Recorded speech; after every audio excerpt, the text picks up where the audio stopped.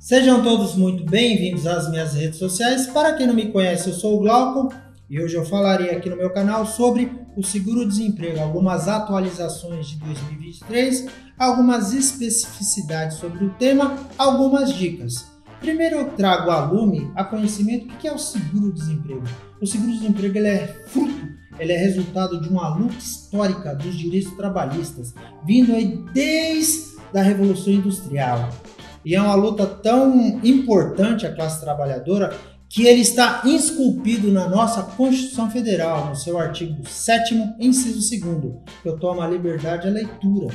Artigo 7º. São direitos dos trabalhadores urbanos e rurais, além de outros que visem a melhoria de sua condição social. Inciso 2º. Seguro-desemprego, em caso de desemprego involuntário. Então, gente, por que eu falo do desemprego involuntário? Porque é tema recorrente aqui no escritório as pessoas se questionarem se pode ter direito ao seguro-desemprego em caso de pedido de demissão. E aqui eu faço uma observação que quando a pessoa ela faz um pedido de demissão, ela manifesta a sua vontade para que aquele contrato de trabalho ele seja rompido. O seguro-desemprego ele é garantido no caso de dispensa involuntária. Não foi a vontade daquele colaborador. É claro que aqui eu faço a ressalva que na CLT ainda se utiliza o termo empregado. Então, tendo aquele colaborador empregado formulado o pedido de demissão e aí por praxe, de regra, de próprio punho, ele não terá o direito ao seguro-desemprego. Porque o seguro-desemprego é quando a empresa manifesta o desejo de não mais manter aquele contrato de trabalho ativo. E senhores, como eu faço menção, onde está previsto o seguro-desemprego na legislação? Primeiro, na nossa Constituição Federal, como eu fiz a leitura no seu artigo 7º, e também previsto constitucionalmente no artigo 201 e 239. O link para a descrição da legislação específica segue abaixo no vídeo.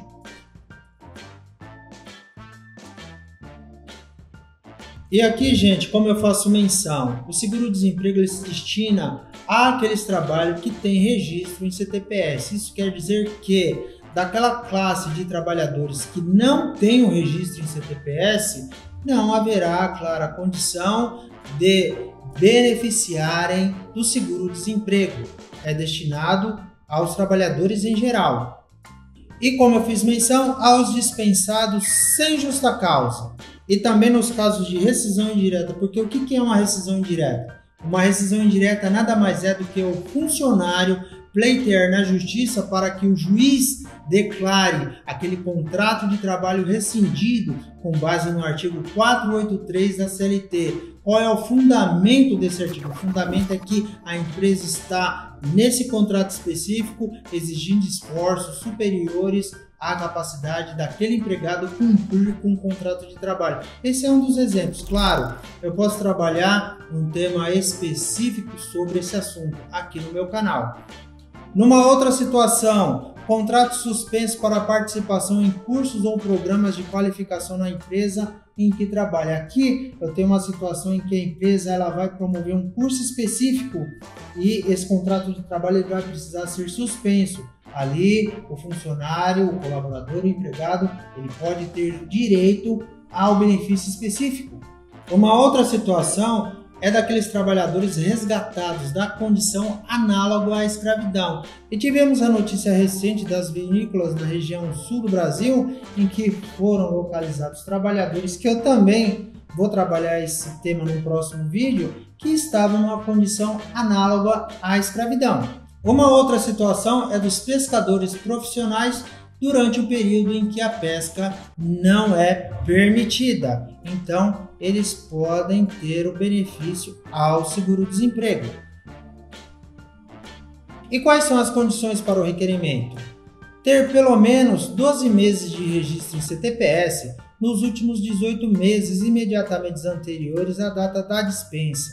Numa segunda situação, pelo menos 9 meses de registro em CTPS nos últimos 12 meses imediatamente anteriores à data da dispensa. E por último, cada um dos 6 meses imediatamente anteriores à data de dispensa, com o respectivo registro das demais solicitações. Aqui é possível, inclusive, fazer esse cálculo, gente, observando a própria carteira de trabalho digital.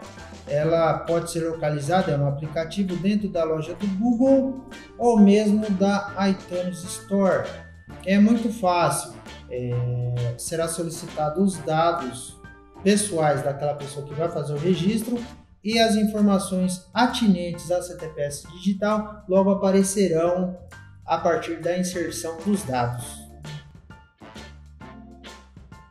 Uma outra dúvida que ainda subsiste é o prazo para o requerimento, porque assim, esse prazo não é ad eterno, esse prazo não fica aberto para o empregado. Esse prazo ele tem que ser cumprido a partir do momento em que o empregado ele é dispensado. Eu sempre vou utilizar o termo aqui, dispensado. As pessoas têm o hábito de falar, eu fui demitido. Não, senhores, o senhor ou a senhora, se já aconteceu isso com o seu contrato de trabalho, eu me refiro à dispensa. Demissão é quando eu peço a demissão. Eu formulei minha demissão por escrito, fiz uma carta de próprio punho. Então aqui eu tenho os prazos em que é possível realizar o requerimento. O empregado, colaborador registrado, do 7º ao 120º dia após a data da dispensa. Empregado doméstico, do 7º ao 90º dia, contados também da data da dispensa. Trabalhador resgatado, como eu fiz menção, das condições análogas à escravidão, até o 90º dia a contar do referido resgate. As facilidades no requerimento. Hoje temos o portal gov.br, temos também os postos específicos para a solicitação de seguro-desemprego, mas se é possível se socorrer num canal midiático, informático, melhor ainda. Não precisa gastar tempo, pegando fila, indo num local específico. Através dos próprios aplicativos ou mesmo do site, é possível fazer o requerimento do benefício em questão. Então temos o portal gov.br e aqui a base legal, claro, eu trago na descrição do meu vídeo, é a Resolução 957 de 2022 do Conselho Deliberativo do Fundo de Amparo ao Trabalhador, CODEFAT, e o próprio aplicativo da CTPS digital, como eu fiz menção no slide anterior, traz a possibilidade do colaborador /empregado /funcionário, que para a legislação é uma coisa só, fazer o requerimento do benefício específico. E aqui também, senhores, eu trago ressalvas. Pessoas que não têm direito ao seguro-desemprego, aquelas que recebem o benefício de prestação continuadas, BCP ou LOAS, da Previdência Social. Claro, com exceção de pensão por morte ou auxílio acidente, porque os programas sociais eles não são, em tese, cumulativos. Ou a pessoa recebe um benefício ou recebe outro benefício. Portanto, os programas sociais do governo, em regra, não são cumulativos. E aqui, claro, mesmo para o ano de 2023, as parcelas não se alteraram. Isso quer dizer que eu tenho um gradiente que vai de 3 a 5 parcelas. O que mudou foi o período em que a pessoa possa estar trabalhando e depois passa a fazer o seu pedido específico. Claro, na situação em que esteja desempregada. Aqui eu tenho a primeira solicitação, que é ter o mínimo de 12 meses trabalhado e o máximo de 23. Numa segunda solicitação, ter o mínimo de 9 meses laborados e o máximo de 11. E numa terceira solicitação, ter o mínimo de 6 meses trabalhados e o máximo de 11. Ressaltando que em todas elas, se a pessoa trabalhou mais de 24 meses, todas elas terão direito a 5 parcelas do benefício.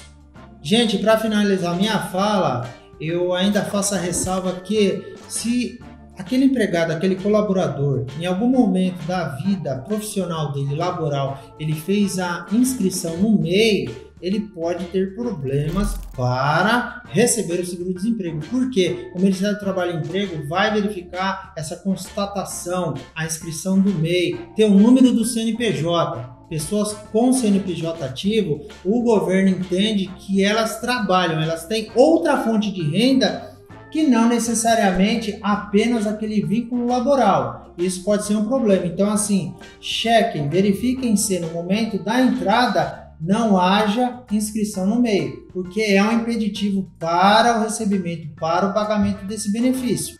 Notadamente, lembrando que é necessário que a empresa tenha fornecido a chave de conectividade social, porque de praxe a pessoa ela faz o levantamento do FGTS e depois da entrada no seguro-desemprego. Então tem que observar essa passagem legal e, como eu ressaltei, a base para o pedido de seguro-desemprego não pode ser oriunda aí de uma rescisão que não seja pela dispensa motivada pela empresa. Claro, e sem justa causa, porque numa situação de justa causa também não gerará o direito ao respectivo benefício. Senhores, eu agradeço quem me acompanhou até o final deste vídeo e nos veremos no próximo tema em análise, estudo e debate. Um abraço e até lá.